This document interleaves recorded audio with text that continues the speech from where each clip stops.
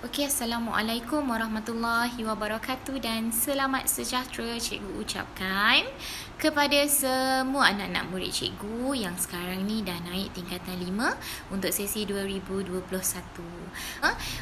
Dalam fasa PDPR kali ini, cikgu akan berusaha menggunakan lebih banyak medium supaya lebih mudah untuk kamu akses kepada pembelajaran melalui Google Meet, Telegram, YouTube, WhatsApp, modul dan sebagainya.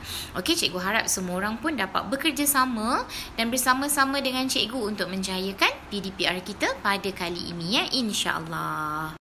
Okey, cikgu juga mengambil kesempatan ini untuk memberitahu kepada semua orang bahawa dalam fasa PKP ni, cikgu harap semua orang duduk di rumah, jaga keselamatan, jaga kesihatan. Kalau tak perlu pergi ke mana-mana, tak payahlah pergi mana-mana. Tak payah sibuk nak bawa motor, nak pergi ke sana, nak pergi ke sini, tak payah. Duduk dekat rumah, jaga kesihatan, jaga keselamatan diri masing-masing sebab setiap hari kes COVID ni semakin meningkat. Jadi, kita kena betul-betul menjaga diri sendiri dan sentiasa patuhi SOP di mana pun kita berada. Kalau nak keluar, kena pakai mask, kena sentiasa gunakan pensanitasi tangan, kena sentiasa mengekalkan jarak sosial 1 meter dan tak bersalaman atau tak bersentuhan dengan sesiapa pun yang kamu jumpa. Jangan lupa kerap mandi dan juga cuci tangan bila berada di rumah. Okey? Okey, seperti yang ada Takifah kongsikan dalam grup WhatsApp kelas 5 Ibnu Sina dan juga sekarang ni dekat mana-mana social media memang banyak orang update tentang penggunaan buku teks digital yang juga kamu boleh dapatkan dalam akaun Delima kamu Kalau kamu buka akaun Delima, akaun Gmail Delima, dalam tu kamu boleh akses kepada buku teks digital sebab sekarang ni kamu belum ada buku teks lagi dekat rumah dan cikgu pun tak ada juga sebab kita kena dulukan buku teks anak-anak murid dululah Jadi cikgu ada sempatlah menyemak ataupun bukan sempat, memang cikgu dah nak kena belajar dah ni sebab cikgu nak kena mengajar. Okey, jadi bila cikgu baca buku teks, untuk topik yang pertama adalah topik yang sangat bersesuaian dengan keadaan kita sekarang ni, iaitu tentang kecergasan dan kebersihan. Okey, nampak tak sekarang ni cikgu macam cuba mencari dekat manakah sudut yang boleh menampakkan keadaan cikgu yang lebih okey dan meyakinkan Tadi tu cikgu tengok macam tembamnya pipi dah, memang pipi aku tembam, nak dibuat macam mana kan. Sekarang ni dalam keadaan aku macam ni, aku boleh cover bahagian tudung pula. Tudung ni lah dan lah dia nak apa bergoyang-goyang lah, apalah biasalah Inilah salah satu kekangan menghadapi PDPC secara atas talian macam ni Semua benda kita rasa macam kita nak nampak okey kan, supaya korang pun nak tengok aku lah dalam keadaan yang okey. Alright, baik. Sebelum cikgu memulakan PDPC kita pada hari ini, suka untuk cikgu ingatkan kepada awak semua untuk buka minda dan luaskan pemikiran kerana topik kita pada hari ini walaupun nampak macam sangat mudah, sangat ringkas, tetapi akan menguji. Okey, sebelum tu suka untuk cikgu ingatkan kepada semua untuk untuk topik pembelajaran yang akan kamu belajar pada hari ini, yang akan kamu lakukan selepas ini, ia akan menguji sudut minda kamu, akan menguji sedikit kreativiti kamu kerana apa yang akan cikgu laksanakan adalah ujian pertuturan. Aduh, Cikgu Dil ni asyik buat ujian bertutur. Suka betul Cikgu Dil ni nak tengok kita buat video. Suka betul Cikgu ni nak dengar kita bercakap. Kenapa Cikgu? Sebab SPM 2021 ujian bertutur tu memberikan markah yang sangat banyak. Okey, seperti yang cikgu cakap tadi, pada topik pertama yang ada dalam buku teks adalah menyentuh aspek kebersihan dan juga kecergasan. Sesuailah dengan keadaan COVID-19 sekarang ni kan, yang mana kita sentiasa perlu menitik beratkan aspek kebersihan. Kerap mandi, lepas tu kalau kita keluar balik rumah je, kita kena terus masukkan baju kita tu dalam mesin basuh. cuci tangan dengan kerap dan sebagainya. Itu adalah aspek-aspek kebersihan yang perlu diambil berat oleh setiap individu. Okey, itu baru aspek kebersihan. Macam mana pula dengan kecergasan? Cikgu, macam mana kita nak kekal cergas dalam keadaan PKP? Cikgu, kita tak boleh nak pergi padang, tak boleh nak main bola ramai-ramai, tak boleh nak buat aktiviti yang macam dulu. Cikgu, macam mana cikgu nak cergas? Cubalah fikir macam mana kita nak cergas. Berempit ke boleh cergas? Fikirlah.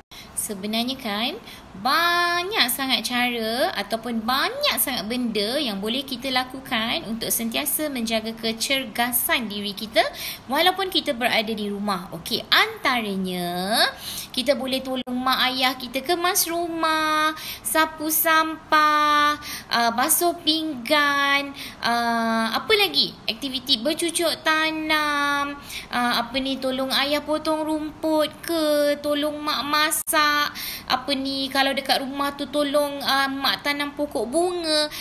Perkara-perkara yang boleh kita lakukan di rumah ni, kadang-kadang kita pun tak perasan itu adalah salah satu aktiviti yang menjadikan atau membuatkan kita lebih cergas. Perasan ke tidak?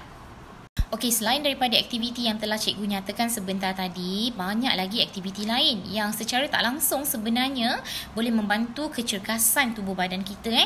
Okey, contoh lain adalah kalau kamu ada TikTok, cikgu sangat yakin ramailah daripada kamu ni yang mempunyai akaun TikTok. Okey, akaun TikTok tu kamu janganlah ikut video-video yang berjoget, bergelek, benda-benda yang tak datangkan manfaat ni, tak payahlah kamu ikut. Tapi kamu boleh tengok video-video orang yang melakukan senaman di rumah, senaman ringkas. Okey, di rumah yang boleh mendatangkan atau boleh mengeluarkan peluh, boleh menjadikan badan lebih sihat.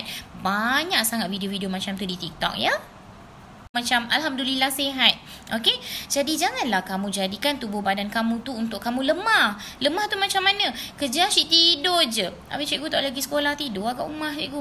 Tapi takkan boleh lah seharian kamu nak tidur kan? Tidur lama-lama pun tak baik untuk tubuh badan tau. Okey, jadi kena sentiasa bergerak supaya dapat mengeluarkan peluh dan lebih mencergaskan tubuh badan. Bila tubuh badan kita cergas, secara tak langsung otak kita pun akan jadi cerdas. Jadi, kepada anak-anak murid cikgu yang sepanjang cuti berada di rumah ni, kerja dia tidur 24 jam. Tak tolong mak, tak tolong ayah, tak tolong atuk, tak tolong nenek. Berubahlah daripada sekarang.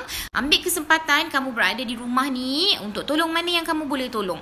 Okey, ringan-ringankanlah tulang kan. Tolong mak sapu sampah kat rumah, sapu lantai, sapu bilik, kemas rumah. Okey, buat aktiviti yang macam tu.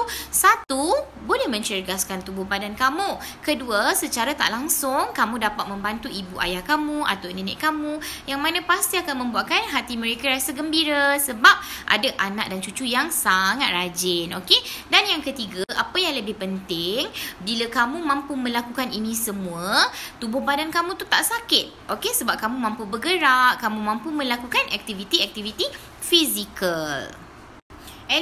Cikgu tu cakap bukan main suruh kita buat aktiviti fizikal. Cikgu tu bukannya bersenam kat rumah. Hello, siapa cakap cikgu tak bersenam kat rumah? Cikgu bersenam tau kat rumah. Tapi takkanlah cikgu bersenam cikgu nak kena bagi tahu orang kan? Tiba Sebenarnya untuk mendapatkan kehidupan yang lebih sihat, kita memang perlu bersenam sekurang-kurangnya 2 hingga 3 kali seminggu. Okey, so cikgu menyeru kepada anak-anak murid cikgu untuk sentiasa menjaga kesihatan dengan mengamalkan aktiviti senaman ringkas walaupun berada di rumah. Okey?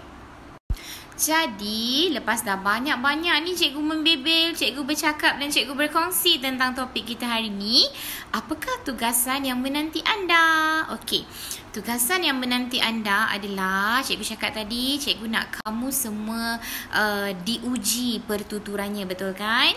Jadi, sudah tentu ia adalah tentang ujian pertuturan. Okey, cikgu nak kamu rakamkan video bagi menunjukkan komunikasi lisan. Apa pula komunikasi lisan tu? Okey, sekejap, tengah azan. Okey, sambung semula Apakah komunikasi lisan? Okey, komunikasi lisan adalah proses berkomunikasi menggunakan lisan. Okey, cikgu simpulkan atau cikgu ringkaskan seperti perbualan, pertuturan, percakapan secara lisan. Dia maksudnya bukannya komunikasi bertulis. Bertulis tu kamu type ke, kamu tulis ke. Kalau lisan ni memang 100% kamu cakap. Kena cakap. Okey, jadi dalam aktiviti komunikasi lisan antaranya ada wawancara, ada pidato, ada syarahan, ada perbahasan, ada lakonan, ada macam-macam. Apa-apa yang aktiviti yang kamu rasa berkaitan dengan lisan. Okey, itu kita panggil atau kita kategorikan sebagai komunikasi lisan. Faham? Jadi, cikgu nak awak buat aktiviti atau tugasan tentang komunikasi lisan, iaitu aktiviti-aktiviti yang merangkumi wawancara atau syarahan atau pidato atau perbahasan atau lakonan, atau kamu nak mendeklamasikan sajak, nak melagukan syair, nak baca berita pun boleh, tak ada masalah. Okey, asalkan topik dia berkenaan kecergasan dan juga kebersihan. Cikgu, kalau saya nak rakam je video saya buat aktiviti dekat rumah, boleh tak cikgu? Mestilah boleh, tapi kamu kena pastikan memakai pakaian yang bersesuaian dan dialog-dialog yang dituturkan tu mesti berkaitan dengan kebersihan dan kecergasan. Faham tak? Okey, sekiranya kamu ada persoalan ataupun tak faham apa yang cuba cikgu sampaikan ni, kamu boleh nanti mesej cikgu dan tanya ya. Okey, tempoh yang cikgu beri untuk kamu siapkan tugasan ini dalam bentuk video ni, video pun tak perlu lama, dalam 3 hingga 4 minit pun dah cukup baik dah adalah 1 minggu. Bermakna pada minggu depan, hari Khamis pukul 1 tengah hari. Khamis minggu depan. Khamis minggu depan kalau tak silap cikgu dalam 28 hari bulan. 28 ke 27 macam tu lah Hari Khamis minggu depan adalah tamat tempoh ataupun hari terakhir untuk kamu hantar video tersebut kepada cikgu. Okey? Sebelum gugur tercalar jiwa parah, jangan kau gugurkan air mata. Sebelum putus tali Tuhan yang esa, jangan kau berputus asa. Okey, cikgu harap semua anak-anak murid cikgu tak berputus asa dalam menyiapkan tugasan kali ini dan tak berputus asa untuk sabar menanti dan berdoa semoga satu hari nanti kamu semua akan dapat kembali ke sekolah. Kita akan dapat melaksanakan PDPC secara bersemuka. Okey, sehingga itu jaga diri semuanya. InsyaAllah panjang umur, ada jodoh, kita pasti akan bersua lagi. Assalamualaikum warahmatullahi wabarakatuh. Bye-bye. Dunia memang tak adil. Kenapa Fazura bila pakai nampak lawa? Tapi aku nampak lawak.